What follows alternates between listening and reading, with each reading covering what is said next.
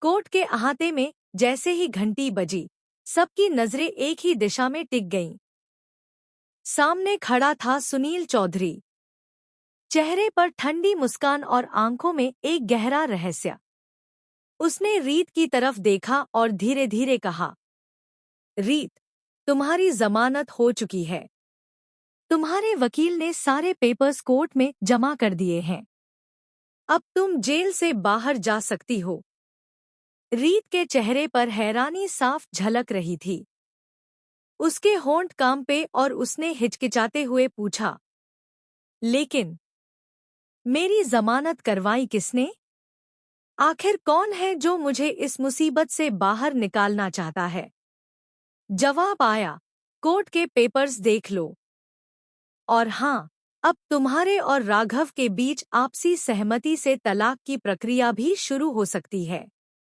यह सुनकर रीत का दिल जैसे जोर-जोर से धड़कने लगा।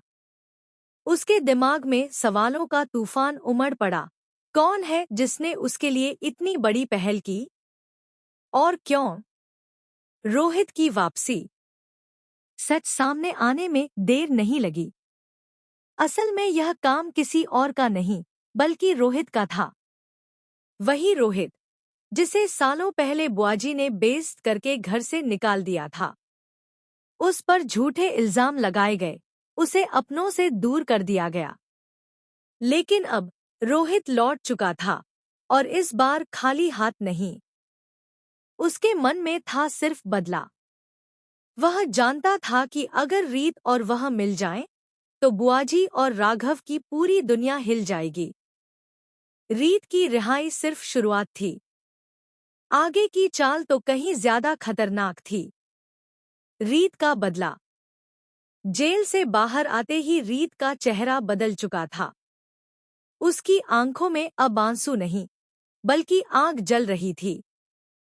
मां के गुजर जाने के बाद उसका दिल और भी कठोर हो गया था। उसने ठान लिया था, अब और सहना नहीं।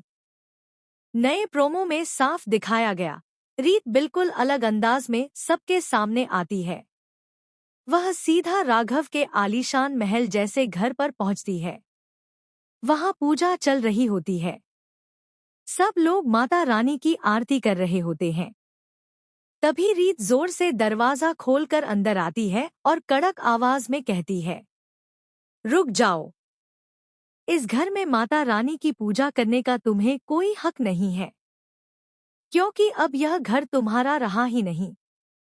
पूरा परिवार स्तब्ध रह जाता है। राघव के हाथ कांपने लगते हैं और रीत उनके सामने मोटी फाइल में बंद घर और बिजनेस के पेपर्स पटक देती है। अब यह सब मेरी मिल्कियत है। घर, बिजनेस, प्रॉपर्टी, सब कुछ।